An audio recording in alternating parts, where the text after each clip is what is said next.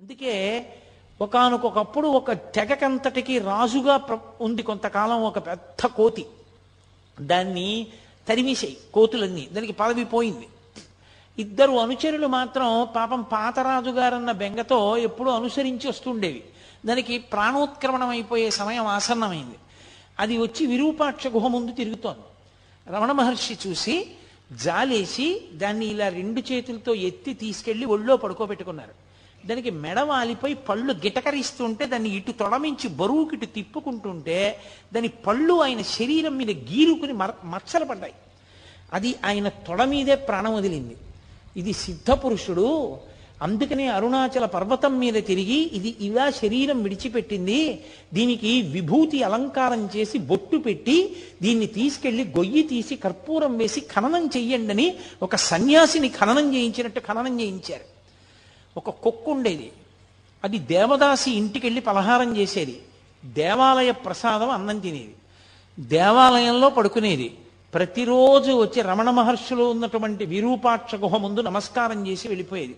అది శరీరం విడిచిపెట్టినప్పుడు అలాగే చేయించారు. ఆయన దగ్గరికి ఎన్ని ప్రాణులో ఒక కుంటి కోతి ఒకటి ఉండేది. అది ఆయన అన్నం తింటుంటే అది అన్నం తినేది. అది వచ్చేది, ఒక గిన్నెలో దానికి అన్నం పెట్టేవారు. ఆయన తినడం మొదలెట్టితే అది తినడం మొదలెట్టేది. కోతికి నిలకడ ఉండదు, అటు ఇటు నడిచి పరిగెట్టి పోసేస్తుంది. ఒక మెతుకు కింద పోయకుండా తినేది. ఒక రోజున అన్నం కింద పడేసింది. అది ఏమి ఇవాళ నీ బుద్ధి ఇలా తయారైంది, అన్నం కింద పడేశావు అన్నారు ఆయన. దానికి కోపం వచ్చి రమణ మహర్షి కంటి మీద కొట్టింది. ఆయన నువ్వు నా దగ్గరికి రావద్దన్నారు. అది ఏడుస్తూ వచ్చి ఒక వారం రోజులు పోయిన తర్వాత అన్నం తినడం మానేసి బతిమాలుకుంది ఆయన కాళ్ళ దగ్గర కూర్చుని, నన్ను మళ్ళీ మీ ఒళ్ళోకి తీసుకోండి, నాకు అన్నం పెట్టండి అని. ఆయన అన్నం పెడితే అది కలిసి అన్నం తినేది. అది ఒకానొకప్పుడు కోతులందరికీ రాజు అయింది. ఆయన అన్నారు నోటితో, నువ్వు ఒకనాడు రాజు అవ్వాలే కోతులకి అన్నారు. అది నిజంగా రాజు అయింది. వాళ్ళు ఎన్నుకుంటారట కోతుల జాతుల్లో కూడా. ఎన్నుకుని అది వచ్చి భగవాన్కి స్కందాశ్రమంలో ఉండగా వచ్చి నమస్కారం పెట్టుకుంది. నమస్కారం పెట్టుకుంటే ఆయన అన్నారు అన్నం తినన్నారు. అంటే అది తిననని చెప్పి సంజ్ఞ చేసి వెళ్ళి చెట్టు మీద కూర్చుంది. 20 రాణులు. వానర జాతిలో ఏంటంటే అంతవరకు ప్రభువుగా ఉన్నవాడి రాణులు కొత్త ప్రభువుకి రాణులు అయిపోతారు. అందువల్ల అది రాణులతో కూర్చునుంది. అందులో అక్కడ అన్నం తింది అది. ఆ తర్వాత ఇన్ని ప్రాణులు, ఒక ప్రాణి కాదు. ఆ కూరలవ్వ అని ఒక ఆవిడ ఉండేది. ఆవిడ పాపం ఆకుకూరలు తెచ్చి ఉడికించి రమణ మహర్షికి పెడుతూ ఉండేది అరుణాచల పర్వతం మీద ఉన్నప్పుడు. ఆవిడ మహాతల్లి లక్ష్మి అనేటటువంటి ఒక ఆవు రూపంలో పుట్టి ఆశ్రమానికి వచ్చింది. మహర్షి చెప్తూ ఉండేవారు, ఈవిడ కూరలవ్వ ఇప్పుడు లక్ష్మి అన్న గోవుగా వచ్చిందని చెప్పేవారు. దానికి ఎంత స్వాతంత్రం, అది తిన్నగా రమణ మహర్షి దగ్గరికి వచ్చేది. ఆయన కౌపీనం ఒకటే పెట్టుకుని కూర్చుని ఉండేవారు. ఆయన ఒళ్ళంతా నాకేసేది. నాకేస్తే నాలుక గరుగ్గా ఉంటుందేమో, ఆయన ఒళ్ళు ఎర్రగా అయిపోయేది.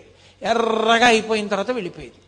ఆయన హాల్లో కూర్చుని ఉంటే వచ్చి ఆయనకి రోజు ప్రదక్షిణం చేసి, అది రాత్రి పడుకోవడానికి వెళ్ళిపోయే ముందు ఆయనకి ప్రదక్షిణం చేసి నమస్కారం చేసి వెళ్ళిపోయేది.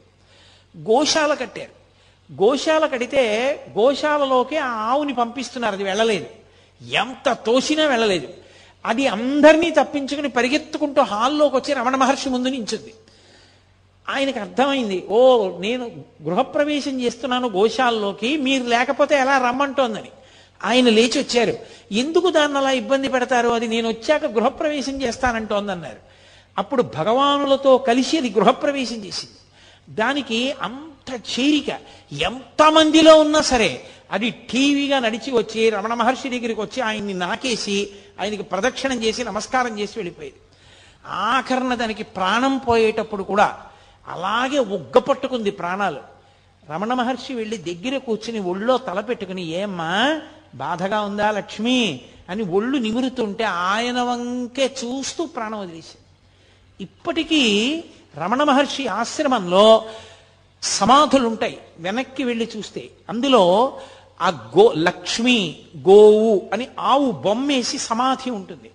అది ఒక సిద్ధయోగి చిట్ట చివరికి ఇలా వచ్చి ఒక గోవు రూపంలో సేవించిందని ఆయన దానికి సన్యాసిని ఎలా పూడుస్తారో అలా ఖననం చేసి సమాధి నిర్మాణం చేశారు.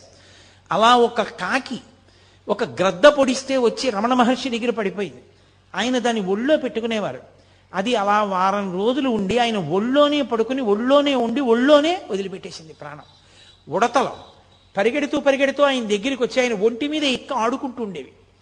ఆయన జీడిపప్పు తెచ్చి చేతిలో పట్టుకుంటే తినమంటే తినేవి కావు. ఉడతలన్నీ వచ్చి చుట్టూ చేరితే ఆయన ఒక్కొక్క జీడిపప్పు పెడితే ఈ ఉడతలన్నీ తింటూ ఉండేవి. పాము వచ్చి పడగపట్టి నించునేది, నెమలు వచ్చి అక్కడ నించునేది. నెమలి పావుని కొట్టేది కాదు, పావు నెమల్ని చూసి భయపడేది కాదు. అన్ని ఉడతలు ఆయన ఒంటి మీద తిరుగుతూ ఆడుకుంటూ ఉండేవి. పూర్వం మనం కాశీఖండంలో అగస్త్య మహర్షి యొక్క ఆశ్రమం గురించి చదివితే ఎంత విచిత్రంగా ఉంటుందో. ప్రాణులు తమ మధ్య వైరాన్ని కూడా మరిచిపోయి ఎలా తిరుగుతాయని చెప్తారో అలా తిరుగుతూ ఉండేవి ప్రాణులన్నీ ఆయన దగ్గర. జాక్ అని ఒక కుక్క, ఎంత విశ్వాసం మహర్షి అంటే. అంత విశ్వాసం ఉన్న కుక్క అది భీష్మాచార్యుల వారిలా ఉత్తరాయణ పుణ్యకాలం వచ్చే వరకు ప్రాణాలు ఒగ్గపట్టుకుని అపరభీష్ముడిని పిలిచారు ఆయన దాన్ని. భగవాన్ వచ్చి దగ్గర కూర్చుని దాన్ని ఒళ్ళో పడుకోబెట్టుకున్న తర్వాత ఆయన వంక చూస్తూ కళ్ళు మూసేసింది. ఇప్పటికి జాక్ ది డాగ్ అని రాసి ఆ కుక్కకి కూడా సిద్ధపురుషుడు ఆఖరిసారి ఇలా శరీరం విడిచిపెట్టారని దానికి సమాధి కట్టించారు. త్రికాలవేది, ఎక్కడ ఎన్ని ప్రాణులు ఆయన కోసం వస్తే అన్ని ప్రాణులతో మాట్లాడుతుండేవారు. అన్నీ ఆయనది చూసి పరవశించిపోతుండేవి.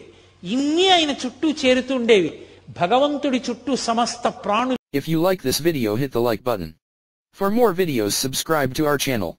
If you have learned anything from this video, comment down below. Subscribe.